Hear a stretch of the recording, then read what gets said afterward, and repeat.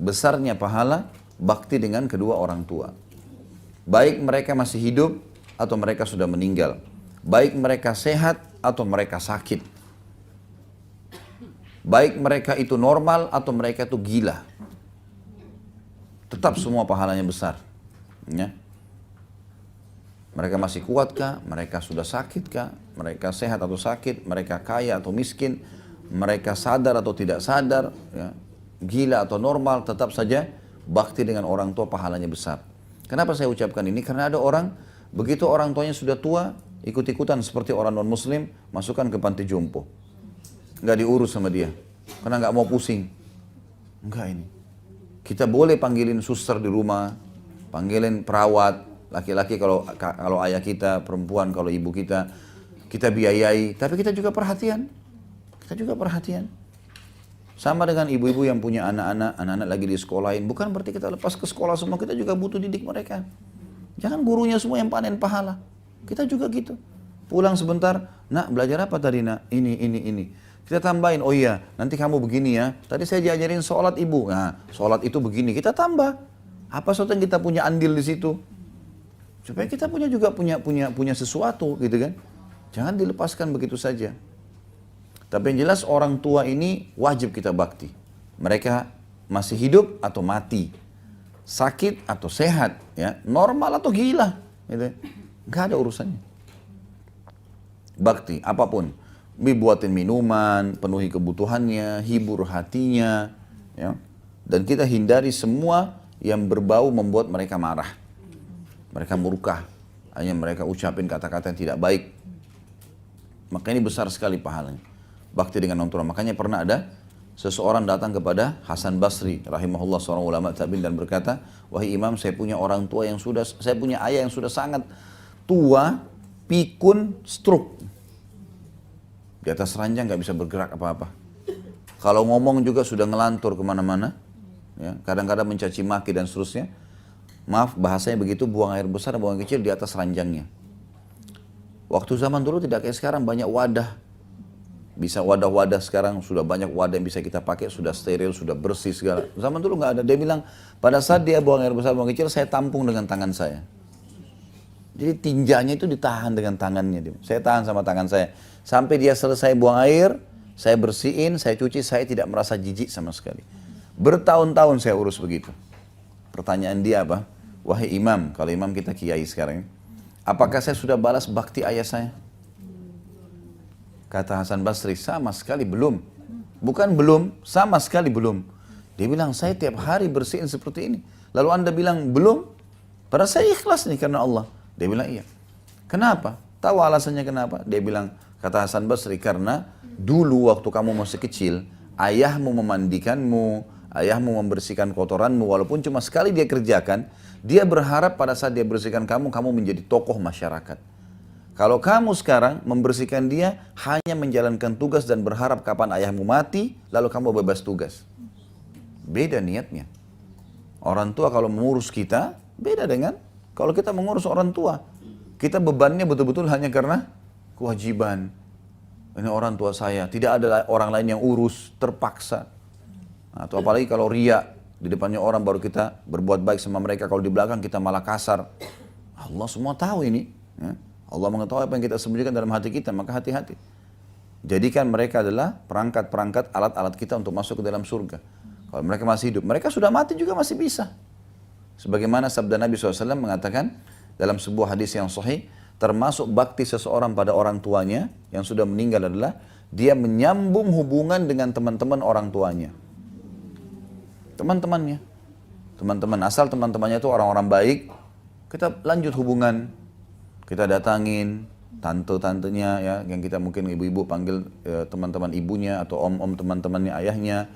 Baik kita kirimin makanan, kita jenguk pada saat sakit, karena mereka punya hubungan dengan orang tua kita. Gitu. Kemudian kita doakan, kita bersedekah, semua amal jariah yang bisa kita kerjakan, itu semua bentuk bakti kita pada mereka. Makanya ada seseorang salaful ummah, pernah salah satu orang tuanya meninggal, lalu dia menangis terisak-isak. Kata murid-muridnya, kenapa anda nangis? Bukankah anda mengajarkan kepada kami nggak boleh nangis seperti ini? Karena memang kita nggak boleh niyaha namanya ya. Niyaha itu meratap, ya. Meratap itu berarti ngucapin kata-kata yang mendoakan buruk, mukul-mukul badan, sobek-sobek baju, itu namanya meratap. Kalau orang cuma nangis sedih, air matanya jatuh, biasa. Tapi kalau ini meratap nggak boleh, gitu kan. Jadi Anda kan mengajarkan kami tidak boleh meratap. Dia bilang saya tidak meratap. Saya sedang menangis karena salah satu pintu surga saya sudah tertutup. Kalau ini lagi yang satu mati, maka dua-duanya tertutup. Karena dengan bakti sama mereka. Apa sulitnya? Ibu-ibu sekalian telepon. Kalau beda kota misalnya. Ibu baik, ayah baik. Doain saya ya. 1 menit telepon. Gitu kan. Doain saya, ada butuh sesuatu. Apa sulitnya kalau dari Jakarta kirimin sabunnya, samponya, odolnya, kirim. Walaupun di sana ada. Ini loh buat orang tua, kita kirimin paket. Beda. Mereka sangat senang kalau datang dari orang tua, dari anak-anaknya. Itu orang tua kita tuh kalau datang barang dari anaknya, dibanggain sama semua orang tuh. Ini anak saya kirim, ini anak saya kirim, gitu kan. Kadang-kadang saya kirim sesuatu kecil ke ayah saya di Makassar, itu semua temannya tahu. Saya tidak butuh itu sebenarnya, tapi dia juga tidak butuh karena dia bisa beli sebenarnya. Alhamdulillah dia juga punya kemampuan, tapi dia bangga dengan itu. Anaknya berikan sesuatu. Kita maksimalkan dengan itu. Afdal sadaqah, sadaqah untuk orang tua. Afdal kata-kata indah adalah untuk orang tua. Bahkan itu di atas daripada pasangan kita. Jadi kita harus melakukan itu, teman-teman sekalian. Jadi ini pelajaran yang kedua adalah bagaimana tingginya kedudukan orang tua sehingga bisa memecahkan permasalahan tadi. Bayangkan kalau setiap hari kita siapkan minumnya, setiap hari kita siapkan makannya, dengan pengorbanan yang besar. Setiap hari kita mengurus mereka. Berarti kita punya banyak bobot amal saleh yang bisa kita jadikan perantara dengan Allah. Pelajaran yang ketiga, tentang masalah, maaf, ada juga hadis yang saya jangan takut lupa ya. Ada hadis Bukhari, pernah ada seorang anak muda datang kepada Nabi SAW, lalu dia mau ikut jihad. Umurnya masih di bawah 20 tahun, anak laki-laki ini. Dia mau, ya Rasulullah saya mau ikut jihad. Kata Nabi SAW, kedua orang tua masih hidup? Dia bilang iya. Pulang dan pada keduanya lah kau berjihad. Suruh urus orang tuanya. Padahal perang bisa mati syahid. Suruh urus orang tuanya. Ya saking besarnya peran orang tua yang harus kita bakti. Banyak orang ibu-ibu sekalian ini, orang tuanya mungkin karena dia sebenarnya tidak sibuk, bukan sibuk, menyibukkan diri saja, gitu kan. Lalu kemudian tidak telepon ke orang tuanya. Nanti kalau ada darurat baru telepon. Atau kalau orang tuanya telepon, sudah ya ibu ya saya sibuk nih. Biarin dia ngomong, kenapa? Dia mau ngomong 1 jam, biarin ngomong. Kenapa kalau teman kita gosip kita bisa dengar 1 jam? Nah, biarin dia ngomong, ibu kita nak begini nak iya. Sampai dia sudah selesai, baru kita sudah selesai ya sudah. Baiklah, apa yang dipesan silakan. Saya kalau ayah saya telepon, saya tidak pernah berani mengatakan sudah ya, enggak. Tunggu beliau mengatakan ya sudah kalau gitu ya, ya udah. Abah doain ya didoain sama dia sudah selesai. Kalau enggak, saya enggak berani tutup dulu teleponnya. Gitu kan, biarin beliau yang tutup. Ada beberapa syekh di Saudi itu pernah lagi pengajian ditelepon sama ibunya. Ibunya nggak tahu ada lagi pengajian. Anaknya ini ulama besar. Rame orang yang datang penuh masjid. Ibunya telepon, nak, ibu butuh ini, butuh itu, butuh ini. Suruh beli di pasar, suruh beli di supermarket. Karena memang biasa syekh ini yang bawain kejunya, madunya, roti segala. Dia nggak tahu kalau lagi pengajian. Nak, ibu lagi butuh ini, butuh ini. Baik ibu. Insya Allah saya siapin. Ada lagi yang ibu? Nggak ada. Sudah ya nak? Ya, assalamualaikum tutup. Dia nggak bilang, bu maaf saya lagi pengajian jangan ganggu, enggak. Jemaah, ibu saya butuh saya. Pengajian kita tutup. Assalamualaikum. Pergi. Supermarket beliin ibunya. Lihat bagaimana mereka gitu kan. Ada seorang syekh di Jeddah begitu. Dia lagi isi pengajian ini, ayahnya telepon. Nak, sudah assalamualaikum. Ayah pengen undang teman-temannya ayah nih makan. Butuh 5 ekor kambing. Baik ayah, ada yang lain? Enggak ada. Pokoknya itu butuh secepatnya ya. Baik, ditutup sama dia telepon. Lagi pengajian nih. Maaf jemaah, ayah saya butuh kambing. Saya harus beliin kambing ya. Dia tutup pengajian, assalamualaikum. Apa yang dia buat? Kalau kita mungkin. Saya pun sempat terpikir sebelumnya. Kalau ayah saya telepon, ya udah saya transfer uang gitu kan. Misal, karena dia mau ajak teman-temannya makan. Ayahnya nggak suruh perbuatan dia yang dia lakukan ya. Ini nanti akan dia buat satu perbuatan yang luar biasa. Cuma bilang saya butuh kambing. Mungkin kalau kita simple. Sekarang kan ada bank bisa transfer. Baik ayah saya transfer, ya ayah beli sendiri ya, pilih aja, bisa kita bilang gitu kan. Enggak, orang ini enggak. Dia berhenti pengajian, dia sewa mobil pick up, dia beli kambing di Jeddah, dia bawa ke Qasim. Mungkin 1000 kilometer. Bawa dia setir sendiri. Sampai depan ayahnya. Kasih salaman, ayah ini pesanan kambingnya. Saya mau balik. Begitu mereka bakti sama orang tuanya, bayang. Kita kadang-kadang titip sama pembantu, kasih ibu saya ya, kasih ayah saya.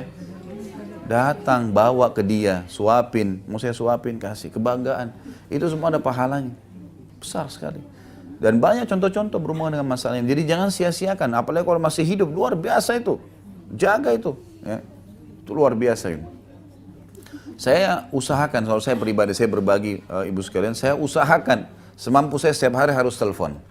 Nah ibu saya sudah meninggal, ada ayah saya alhamdulillah masih, saya selalu telepon.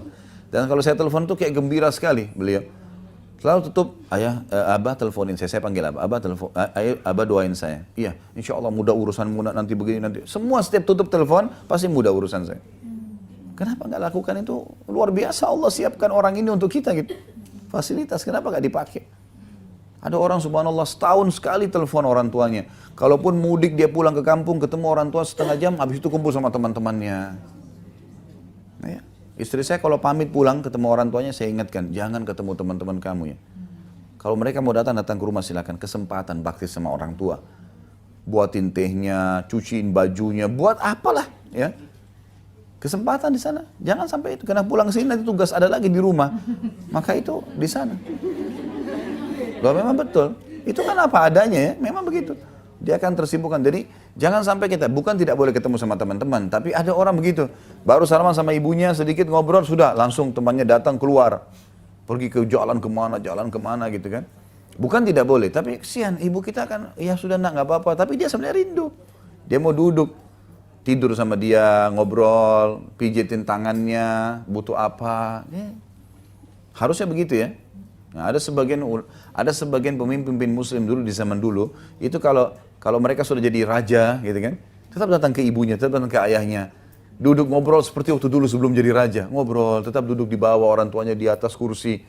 Ibunya sempat bisikin, apa kamu nggak merasa raja itu harusnya duduk di kursi? Dia bilang, ibu, saya jadi raja juga karena saya juga dari rahimnya ibu. Nggak ada bedanya, saya dulu sama saja, mau jadi raja pun sama. Jadi mereka coba menekan rasa sombong, merasa lebih, karena kita juga dari situ kan. Ada seseorang telepon Syekh, ini ada cuplikan di YouTube dikirim. Dia bilang, Syekh, ibu saya ingin berikan sumbangan, bantuan. Karena ibu saya minta bantuan, gitu kan. Minta bantuan. Mana lebih baik Syekh? Saya kasih bantuan ibu saya, atau saya dahulukan dulu kebutuhan saya? Langsung syekhnya, bukan jawab pertanyaan itu, dia syekhnya tiba-tiba nangis dan mengatakan, apa kau bisa ngucapin untuk ibumu kau berikan sumbangan? Kamu dan hartamu punya ibumu. Gimana kamu bilang itu kau bantu ibumu? Jangankan hartamu, kamu sendiri tuh milik ibumu. Ibumu mau pukul kamu, mau marahin kamu, itu miliknya dia. Gimana kamu bilang mau kasih sumbangan? Ini nggak mungkin. Gitu kan? Bahkan kalau nggak salah tuh dia bilang zakat. Zakat, orang tua nggak boleh terima zakat. Orang tua dan anak nggak terima zakat ini. Jalur langsung ke atas, jalur ke bawah nggak terima zakat. Karena mereka kewajiban kita. Zakat itu diberikan yang lain. Saudara, paman, iya. Tapi ini dua ini nggak bisa sama sekali. Kewajiban kita. Gitu kan? Jadi harus kita bagaimana maksimalin orang tua kita ini. Sudah meninggal pun kita bisa bakti dengan cara sedekahin Al-Quran, ya, doain, sebut-sebut kebaikannya. Ini semua adalah pintu-pintu yang baik.